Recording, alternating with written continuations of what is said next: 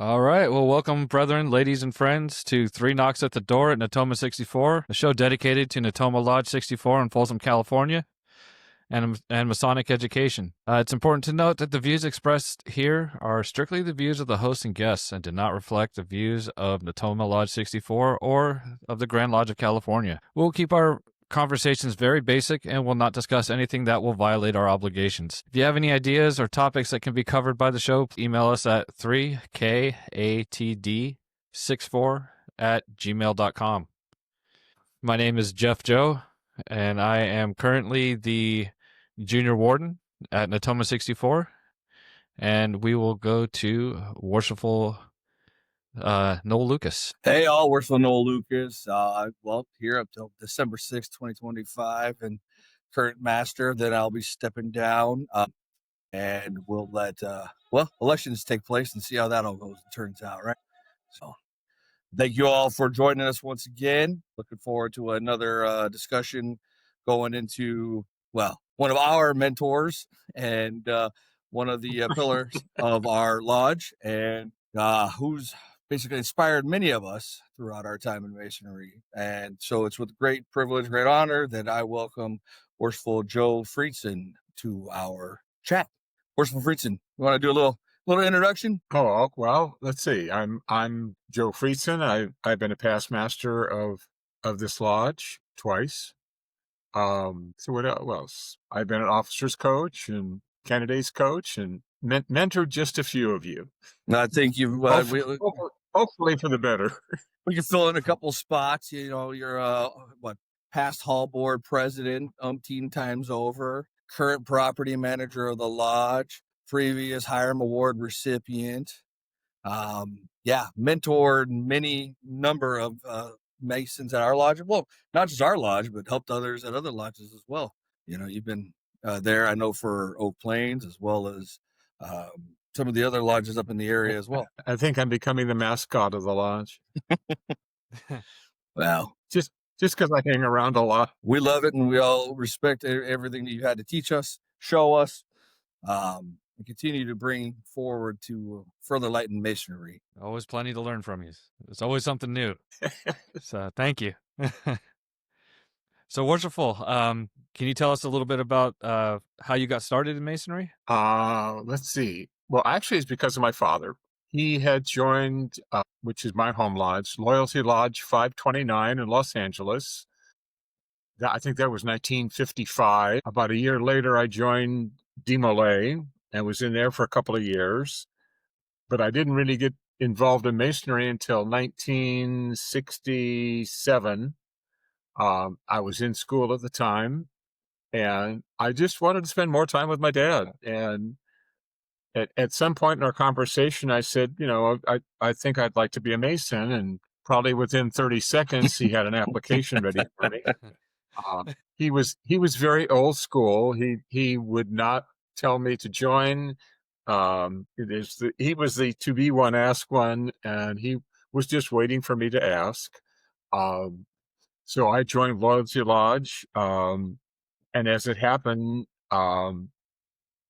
he was sitting in the East for all three of my degrees, which I tell people it was quite an honor. And I watched him go through the line. He became master in 1978. And he was with that lodge until his passing in 1987. So I finished school, I finished grad school, and went out on my own, did some traveling, and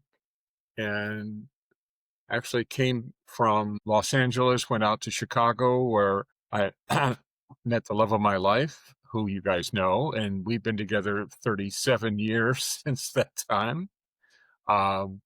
We went down to Arizona on business, went back up to Seattle. I came down here from Seattle because family was in Sacramento, and joined Harding San Juan Lodge. And we opened a business in Folsom in 2002. And I kept seeing this sign as I was driving along Greenback for Natoma Lodge. I think 2007, I ran into Mike Titus, who's now past master. He invited me to come to a stated meeting dinner. And by the time I finished, I had an application for Natoma Lodge. And the next thing I know, I was looking at being the chaplain, and then I was told, no, you need to be junior deacon. And that was 2008. So I was master. I went up the chairs 2013, and then became officers coach. I was doing candidate coaching. And 2017, I was master again. And that's pretty much been my adventure, other than the hall board, which I've been on since 2012. Well, now you mentioned that when you were going through your degrees, your father was the one who initiated, passed, and raised you. So, I mean, all of us can remember our degrees, but to have your father be the one there throughout the entire phase must have been something incredibly special that only a few I know. Oh yeah, experienced that. That was, well, yeah, that was a tough act to follow. He was just an incredible ritualist, and I mean, as it happened, I had a friend who asked to become a Mason, join the lodge, and that was 2000. So I had just joined Natoma, and I would come from work, which was about 2 blocks away, and somewhere in the line I said, well, how about if I go through all 3 of your degrees as my father did to me? And I remember going to Casey Norris at the time, who was the officers coach, and made this proposal. And he said, well, okay. And to this day, I do not understand how that lodge trusted me so much as a non-officer to actually go through the initiation of a candidate. But I did, and they did, and I've been doing ritual ever since. That might have played an influence to how you ended up as the junior deacon. So Worshipful, and to become the officers coach. Mm-hmm. Well, yeah. Well, I actually started doing candidate coaching when I was senior deacon, so it's 2010. And then I had the bright idea of starting something called the Welcome Book. So that's what we started. That was under Mike Titus, and I was his senior deacon. Now, Worshipful Titus, he left for Texas. Do you remember when he took off? Because we might have to try to convince him to get on one of these episodes as well. You know, I've talked to the man a few times, the man, the myth, the legend, over the phone when he was still part of Hall Board. And I know for the longest time he dealt with the Trestle Board as well. But he finally decided to take some time for himself and settle down in Texas and spend time with his boys and everything like that. So I know we don't hear from him as often as we'd like to. I think we can convince him to get on here. Yeah, that might be fun. So Worshipful, you've passed, you've initiated, you've passed, you've raised many a Masons. So before they become Masons, though, what kind of advice do you give the candidates, the initiates, as they're coming through? Oh, and I'm quite. Advice, like when you're talking to them, what do you when you're talking to the initiates, what kind of advice do you give them as they're getting ready to, go through their degrees? What kind of pearls do you share with them from your time? Yeah, as far as candidates or as far as officers? Oh, either one, candidates in particular. Oh, well, for all the coaching, what I've always tried to do was give the foundation.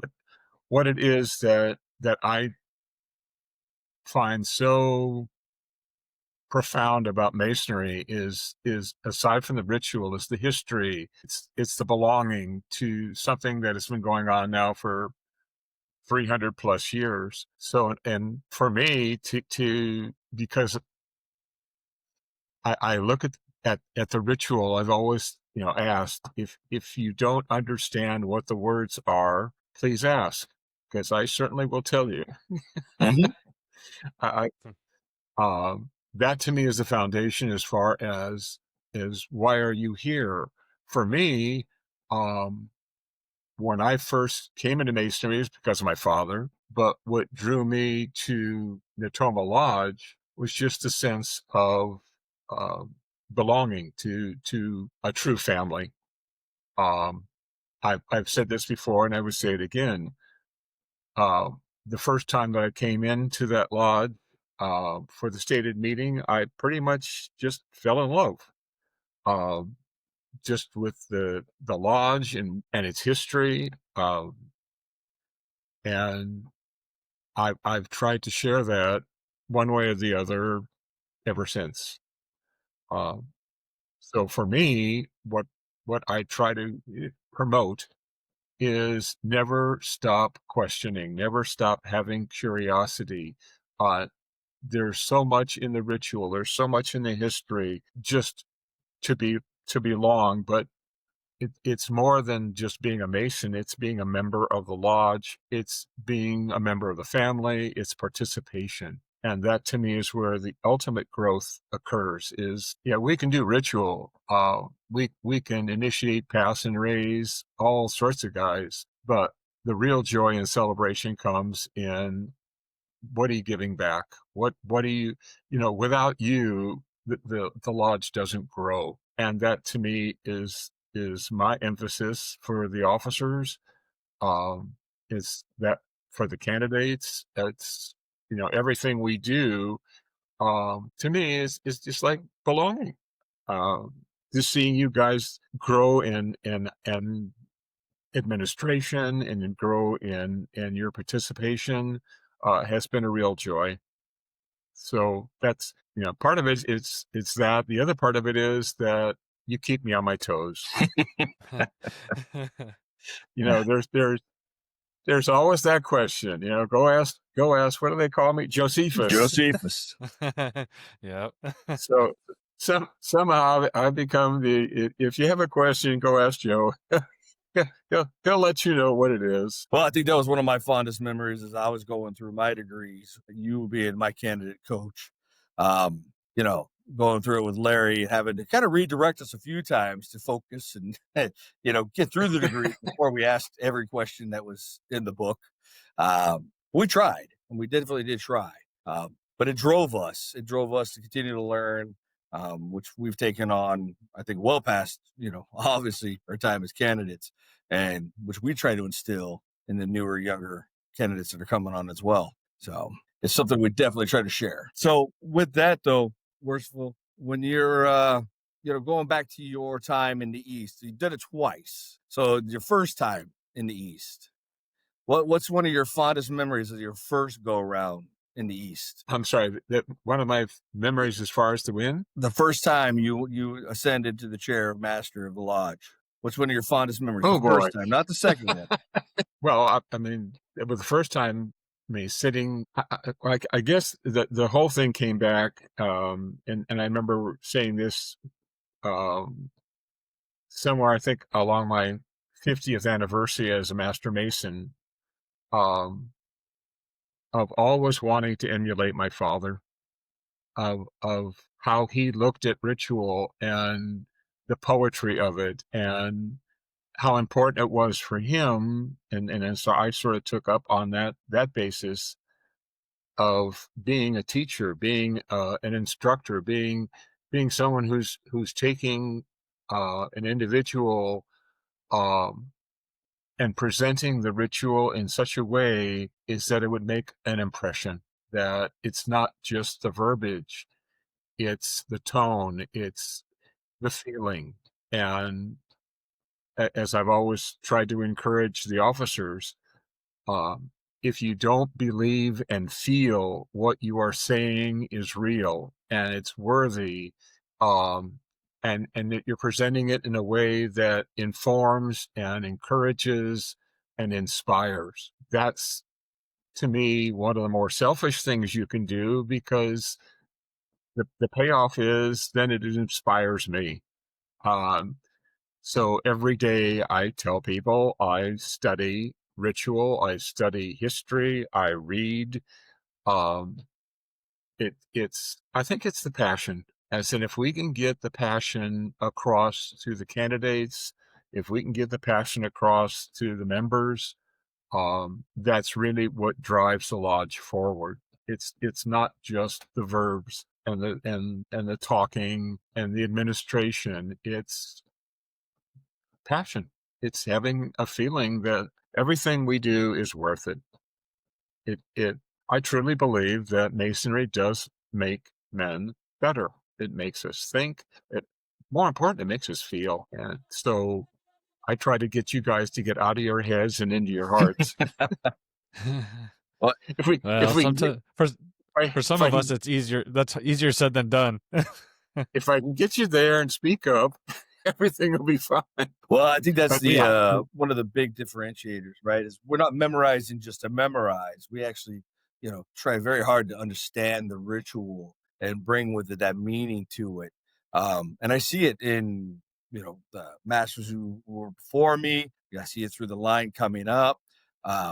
And I tell a lot of people, you can go through the degrees, but becoming an officer really has helped lock it in, because it essentially forces you to really learn it and really understand it. Anybody can memorize the cipher, but to understand it is something different. And it brings about a whole new meaning to everything when you can sit there and kind of just pick apart different parts of it and find out that there's a lot more going on in these stories than just that one little broad overall statement. You can get deep into it. And I think and the cool thing too is that, like, the lessons are different for everybody. Yeah. You talk to different people, they get different lessons from. You'll be reading the same exact thing, and you'll be thinking one thing. The guy next to you will be thinking something completely different, and it'll just be like, man, when he explains it to you, it's like, man, that's pretty cool. I never thought of it that way. All right. That's what I mean. For me, I was told a number of years ago that memory work will keep your mind active, and it's true. I mean, here I am, 83. I've been a Mason 56 years, and I still feel like a novice. I mean, without you guys, what was it? It makes me want to do more to make you better at what you're doing. And that's the drive, is to make our officer corps just spectacular, mostly for the sake of the candidates, but also because it's learning and growing and experiencing and never really knowing yet. Yeah, I know it all. I don't. Now, Worshipful, this question was posed to me recently by a brother, so I'm going to throw it at you. I'm just curious, being a 2-time past master of the lodge, what do you miss most about being a master of the lodge in the officers line? What do you miss most about that experience? Well, as far as being master of the lodge, I mean, from my experience, I come from a time when we were so drilled on having to do the ritual and not having a lot of experience in administration. We had to learn that the hard way, day by day. But I think being in the East, not only as far as awesome responsibility, but it's the opportunity to go from putting out, which is the ritual, to administration, to really being in a leadership role. And I think that's how you learn your own character. You learn how deep it gets when you care about the men under you, and you care about the lodge, and you become a guide. That's your job. That's the position. I know it's appointed, and I know it's voted on, but you sit in the East, that there's that responsibility that says, I'm the governance of this this ship, so to speak. I'm the captain, whether I like it or not, and whether I think I'm qualified or not. It doesn't matter how many doubts you have, and you will. All masters do. Part of it is you want to do a good job, but the other part of it is the caring for. I am now custodian of this lodge, and I want to make this lodge just excel for the time that I'm here. because it goes by so fast, as Noah will know. It's already November, December, it's done, Right and then there. he becomes a past master. Jeff is going to be a past master in not too short a period of time. And you'll ask yourself at some point, did I really do that? You know, when they give you my apron and they give you my little, the past master's pin, okay, now what? Um, so for me, it's not stopped. I even though I don't sit in the East, um, I try to operate as under the same premises as I should have always been, which is why I encourage the past masters to get back and get involved. Just because you have an office doesn't change. Um, it it it's scary, especially when you look at budgets, and especially when you're looking at trying to make people agree. Sometimes it's difficult. Uh, there's ups and downs and trying to get a consensus. And at some point you realize, no, I'm the master of the lodge. This is the duty that I've taken on. It's there in black and white. It was there at the installation. Somebody read all those wonderful things that you're supposed to do. Be a guide, be a mentor, but mostly be a student. Listen, what do your um, members want, and how, even if they don't know what they want, is to put it out in a way that, yeah, we can do this. We've got projects coming up now that um, are awesome, and we're going to get agreement. We're not going to get agreement. Is this the right thing to do? Is that not the right thing to do? Uh, it's okay to have the doubts, but remember, you're in charge. The buck does stop. Whether you like it or not, you're the person that's going to be, well, in my year, yeah. And if you're lucky, your year doesn't stop. It just gets different. Well, in your year, 2 years that you had, is there anything that stands out on the opposite spectrum that maybe you would have done a little bit differently? Oh, God. Well, aside in my year, which 2013, we took on the parking lot project, which, had I thought about the way what we were going to do was just repave and level the parking lot, turned into a $300,000 project. That once it went to the committee, and once the committee decided what they wanted to do, and then we got the city involved, and that was the first time that I had come to understand that it doesn't matter what we as a lodge want. If you're doing construction, the city will be involved. Even to the point of having an arborist tell us where we needed to plant trees. But and on the big picture, I don't know that I would have changed anything. I'm guessing that there was somewhere between 12 and 13 Master Masons made during that year. Wow. So we were doing first and second degrees with 2 and 3 candidates. And that had been going on since like 2010. Wow. That's that was awesome. before COVID. We were just doing a lot of candidates, a lot of ritual. So truthfully, that year went by so fast. 2017 was a little different. Had lost a junior warden in 2015. At the time, the past masters got together, and Worshipful Eric Wells decided to do senior warden in 2016, and I volunteered to do master in 2017 to keep the progressive line together. If I would have done it differently, I don't know that I could have. It was a caretaking year. We kept the line together, and you can see the past masters that followed did a great job, and the lodge has continued. Yeah. So, yeah, Usually, well, my experience is that when you're sitting in a chair, you're so busy doing whatever the chair is, you haven't got really a whole lot of time to say, I wish I would have done it differently. It's No, there's a lot usually, comes at you. Jeff is gonna get to experience this here soon enough.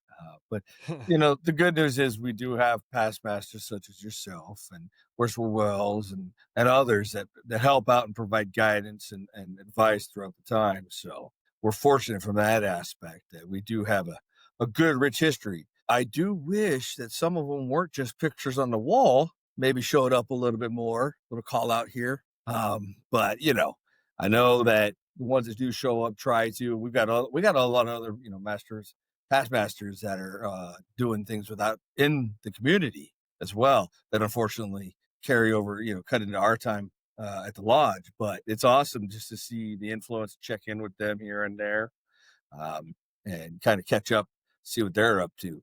We're fortunate to keep you here and keep you very busy. And well, we're also very fortunate that your wife allows it. So Yes. Yes. Thank her, please, for letting us borrow you so often. oh, that's been the joke for, well, having run a business that was a beauty salon, it was her thing that said, you hang out with the girls all day long, go hang out with the boys. So that really hasn't changed. And now that I'm retired, whatever that means, it was just, again, something, and this is, if you were to ask,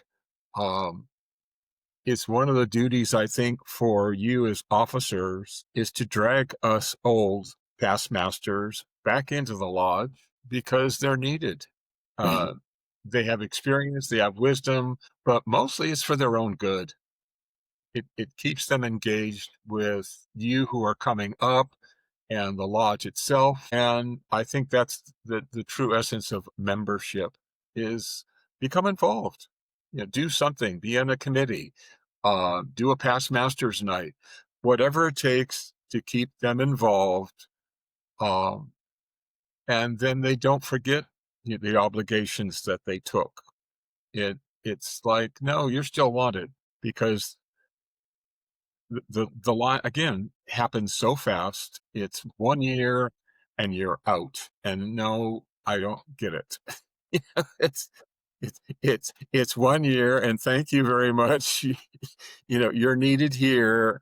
What do you think? What do you, how can you participate? How can you share? What value, coaching. I would love to see the past masters get involved in coaching new candidates. yeah, we They've see a been there. little They've bit of done, an uptick. I know Worshipful Stackhouse has been helping out when he can, which is great. And I know we're trying to get some more in. But yeah, absolutely, to see more and more past masters get involved, especially as we start to bring in what I'm hoping we're going to see a resurgence from the lodge, and we start bringing in newer candidates. We've seen a fair amount of interest out there coming in and stopping by. So now it's just a matter of, are they ready? Do they want to become Masons? Are they ready to ask that big question, right? To be one to ask one. yeah, don't be afraid to ask them. Well, even better, don't be afraid to tell them they're needed. Yeah. Well, and that's the thing. I think we take a time to show them, they're then, because Masons have been looked at as the old guy group and everything like that, and but there's a lot that the younger generation is going to learn and can bring to our lodge and other lodges in the area. I'm excited to see what some of these younger men are going to bring. So it's just a little bit of time and a little bit of coaching and a little bit of mentoring. Then we just kind of, And then you learn how to. And then you learn. You ask me the question. Now that I think about it, I wish I would have delegated more. Well, some of us are better at that than others. Yeah, I'm saying we, somebody who. I'm not. I'm going to own that one. Yeah, I think that was the one thing I wish I had learned early and used often was delegating. It becomes tricky though, because there's a lot of pressure. You're trying to, like you said, make sure you do it right. You've only got your one kind of shot at this. And then all of a sudden it's October 10th and December 6th is right around the corner and your time's almost done. It's crazy. So yeah, I wish there was a manual for how to be a master, or truthfully, how to be any of the chairs, but it's always going to be learn as you go. And I think that the biggest thing is to be able to ask, especially for help. Because there's guys like me out there who are ready, willing, and able. Don't want to be too pushy, but we want you guys to succeed. well, that's one of the things I love think the most about this lodge. The success of the line. Everybody's looking out for the success of the lodge overall. It's always about how can we help lift each other up. It's not keeping each other down. It's always how do we lift up and push forward. Yeah, what's best for the lodge? What can we do to better the lodge? Take it to that next step. So that's kind of cool that everybody's kind of on that level too. And that's another thing too. Everybody. Natoma kind of has a pretty good reputation when it comes to ritual. So that's kind of it's like everybody's kind of like, oh man, I know for me, it's like when it comes to ritual, I'm like, I'm not going to be that guy that messes up that that reputation. Yeah. I'm gonna I want to try and keep that reputation going. So, and I know I've heard other guys say the same thing, and it's just like, man, we got to keep it going. So there's, we want to try to, keep it going and have it live on, and we're only as good as we can make the lodge look, right? So do the best we can. Oh, go ahead. Oh, I was going to say, but to that point, though, that's what Worshipful Joe was saying. Got to get out of your head, right? We end up putting so much pressure on ourselves that. What are you talking about? Yeah. We forget some of the most basic lines, which is pretty funny when we all do that. It's like, and that's what I love when we get new candidates in. One of the things we tell them is, hey, if you hear any laughter, it's because one of us screwed up a basic line that we really shouldn't have gotten wrong, but we did. Because it happens every once in a while. And it's not like any of us have been in a competition and have forgotten the first two lines of the first two words of the of the ritual. Worshipful Morris is just over here going, "Oi." See, if you can laugh at the mistakes, then fine. Exactly. Oh, and that's the thing. Just have fun with it. At the end of the day, you're gonna learn. We're gonna get it. Have a little fun with it. And I think that's one of the things I love the most about our practices is, we take them very serious when we need to, when we're getting ready for a degree. But when we got a little bit of time in between, there's some levity that happens that makes it enjoyable. And actually does kind of help some of that stuff sink in, actually. It's funny how you start thinking about some of the stuff going, all right, remember not to say it that way. Yeah. Try not to laugh at this part, because so and so said this during the practice. Yeah. Joe, you've coached, God, I probably couldn't even count how many officers in your time. What's some advice you give to somebody who's thinking about becoming an officer? Boy, it's probably going to be one of the great adventures of your life, as you guys know. I think it's a testament to a desire to learn more, to give back, but to challenge yourself. And I think that whole adventure is about challenging. It's challenging for memory. It's challenging for floor work. It's taking you out of your comfort zone, but putting you in a place that says, I'm going to be an influential part of somebody's life simply because I think it's worth it to do. And I want to challenge myself to go beyond comfort because I think it's worth it. Starting out as a steward, starting out as any of the officers, they're all important. They all have a part to play. Absolutely. And as you 100%. watch this play unfold, um, I think we all have that somewhere. What if I were an actor? What if I were on stage? What if I could just be something to entertain people? But this is just different. This is one-on-one, individual testing um, our own or my own limitations um, of memory work. It's going to be a benefit, and I have always told you guys to go into it with a very selfish attitude. The more that you do, the more you become. The more that you are influencing others, the more you see yourself growing. And the more that you can get out of your own, I don't know if I can do it, to, yeah, this needs to be done, and I'm going to do it in a way that really impacts. So to me, being an officer is the challenge. Um, and as you go up, the chairs, the challenges get to be a little bit more, but I think it's worth it.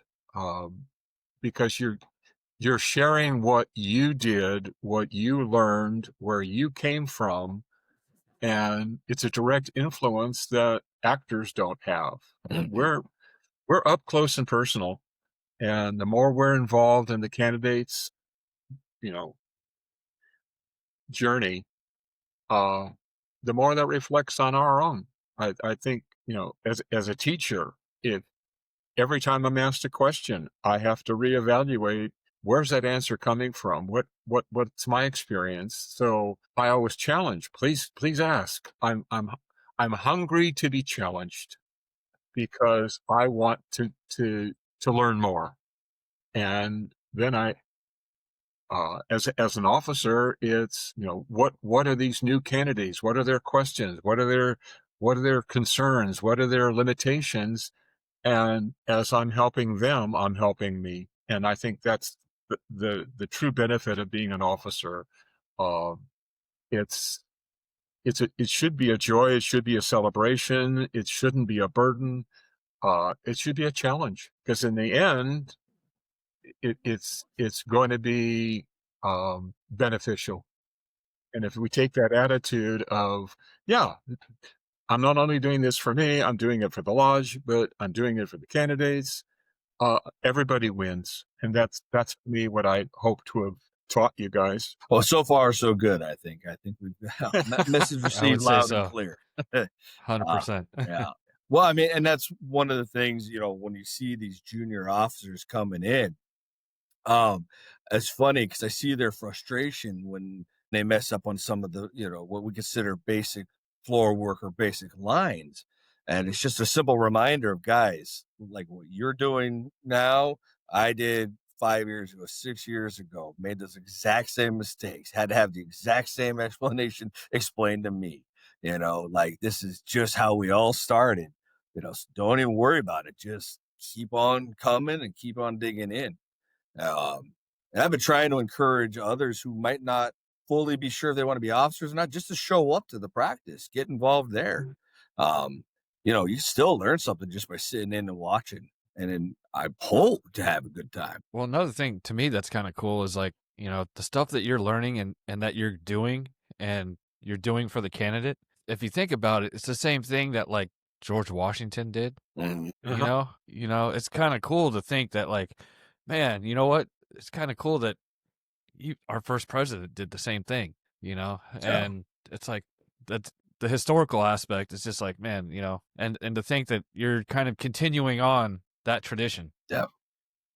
It's kind of cool. Absolutely. That legacy, I mean, just looking at our wall alone, right, of our past masters that are hanging on there, I love to just sit there and just, think about how each one of them went through all of this, and they brought whatever number of candidates through during their time, or whatever struggles they went through during their time.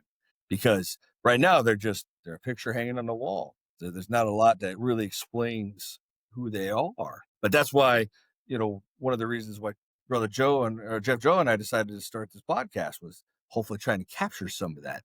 So we get to talk to you, past masters such as yourself, Worshipful Brother Freidson, and capture some of this history of the lodge. It's been around for forever and a day. Might know a little something about Solomon's time, or something like that. Just for us to randomly pick a date and time in history. But speaking of we have history of the lodge, though, Worshipful, I mean, I know you said you came to our lodge in what, 2007? yes. Okay. So, I mean, Natoma Lodge has obviously been around for a fair amount of time, but I know you've also learned a thing or two about Natoma Lodge. Is there any of the history that, from your perspective, that you wanted to kind of share that you recall? Oh, geez, I mean, as far as Natoma Lodge, Yeah, just Natoma Lodge in general. wow. Um, we have had I mean, if you look into it, a very interesting history. As I, tell the candidates, our first lodge was on Mormon Island, Mhm. uh, which is now part of Folsom Lake. Um, so there, according to the history that I've read, there was a time in the late 1800s when Natoma almost lost its charter, uh, because they did not encourage, or allow, I guess is a better word, new candidates. And Grand Lodge came back to them and said, um, you better get your act together. And at the time, Trobe Lodge was available, and that's when the merger took place. And that's when they eventually moved to Sutter Street. We have not had that issue since. So the number of times that a candidate has not made it through balloting has been really rare. Uh, in my experience, I think maybe once in all the years that I've been with the lodge that there was an issue with a candidate. But that is just part of our rules of um, that the voting has to be unanimous, and if it isn't, then thank you. Um, but as far as our lodge and its growth and its history, um, one of the things that drew me to Natoma to begin with was it was the 64th lodge in the state, and that sort of intrigued me that for a lodge to have been around that long, and been so much part of California history and the history of Folsom. um, I've always wanted to have more acknowledgement from the members, from the officers, to have a sense of pride that we have been here that long and that we're part of the community. And it's just in the last couple of years that we've been starting to participate in Chamber of Commerce activities and the Veterans Parade and things like that, which I'm really pleased about. Um, I think the more that the community knows that we are the oldest fraternal organization in the area of Folsom, Yeah. um, that is again a sense of history, a sense of pride that we've been here. We've been part of the community. We have contributed, aside from the scholarships, aside from what we've done with the schools. But I don't think this city would be the same without us. And we don't make a lot of noise about that, and I for one would like to see more. So that's a challenge that I throw out to everybody else that says, you know, it's time to make ourselves known. We do contribute. We do have value. Aside from property taxes and things like that. um, Well, you bring up a very good point, though, because I mean, for the longest time, Masonry was always considered secretive, right? We don't tell our secrets, we don't talk about our secrets. And now, lately, there's been more of a push to, hey, guy, you could tell people you're a Mason, show them that you're a Mason, prove to them that you're a Mason, you know? And I love this new approach, how Grand Lodge is taking certain things on I Am a Mason program, and the other programs that they offer as well, to let people know. But of course, for us, yeah, absolutely. Historic Day parades. Every time I hear that, oldest organization, oldest fraternal organization in the Folsom history, it's just, I'm being with a little bit more pride, because it's nobody can take that from us. That's ours. As long as we keep definitely pushing forward, keep working together. definitely something to be proud of for sure. Yeah. Well, I always say, It's if a we're badge such of a honor. secret organization, why do we have that big symbol on the outside of our building? Yeah. Right. It's still kind of funny though how many people think and twist that thing around. It amuses me that I still get asked the question, "Are you really a Mason? Yeah. They exist?" And I'm like, "Yeah, Yeah. stop watching Dan Brown movies, okay? Yes, we're real." Yeah. So Oh, you're one of those people. yeah, one of those. Yeah. Oh, well, yeah, my standard answer is that if you pay attention to that building down on Stockton, that the Children's Hospital, I said that, without the Masons, that place wouldn't exist. So if people think that we don't contribute to the welfare of the community, aside from our lodge, the Scottish Rite, the Shrine, all of the other appendant bodies, uh, there's a constant and consistent participation to make our community better. And I think that just goes along with what Masonry is. It's what keeps me in Masonry. Uh, it's what I encourage candidates and officers, become part of that. This is your pride. You are a meaningful part of what's going on in the world. And the truth be told, had it not been for a few Masons, we wouldn't have a Bill of Rights. And that is, that is facts. That's historical truth. As if you look at all the things that we have contributed in our own little way, like public education and the hospitals. I said, it's no, that may be a secret because we don't talk about it. Right. And that's on us. We got to get better about that. So no, I make no bones about being a Mason. I, unfortunately, because of the time, I have just found it that hanging out at Natoma is really what I like to do. So I have not spent a whole lot of time with Shrine or Scottish Rite directly. I mean, other than contributions, but I tell people about it, and I make no excuses. People want to know if I'm a Mason. Yes. Why? Because we take care of the community, and without us, you wouldn't be the same. No, I can't agree more. I mean, we're involved, and maybe a little too quiet about it sometimes.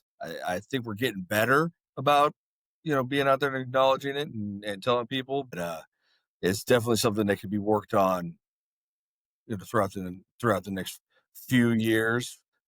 Maybe within 3 to 5 years, kind of looking ahead, some of the projects we can get going.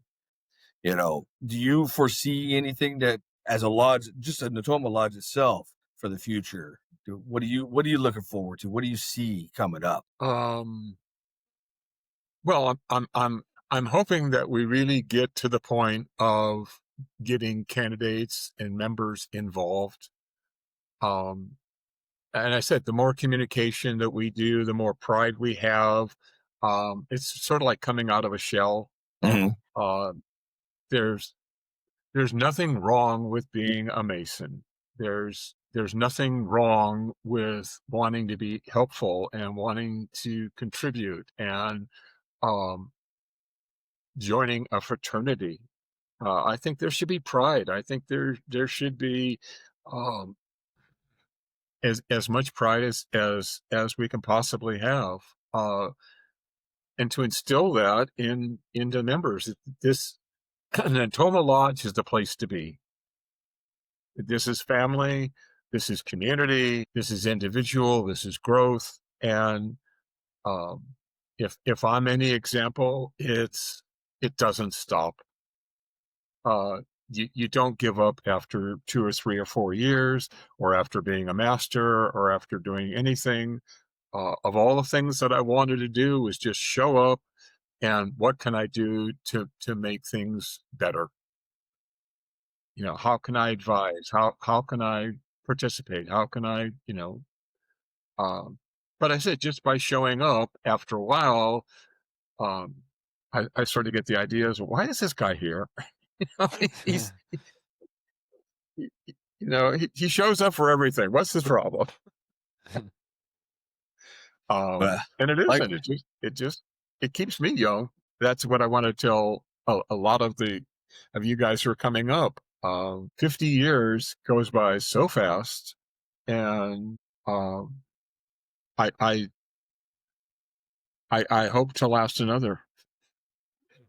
We'll see how long. well, if we have anything to say about it, that will happen one way or the other. Yeah, absolutely. Well, Worshipful, we're approaching our time, and just want to say thank you again for carving out a little bit of your evening to come talk with us, and just kind of share a little bit of the history of our lodge, your journey, uh, and then some of the future of the lodge as well.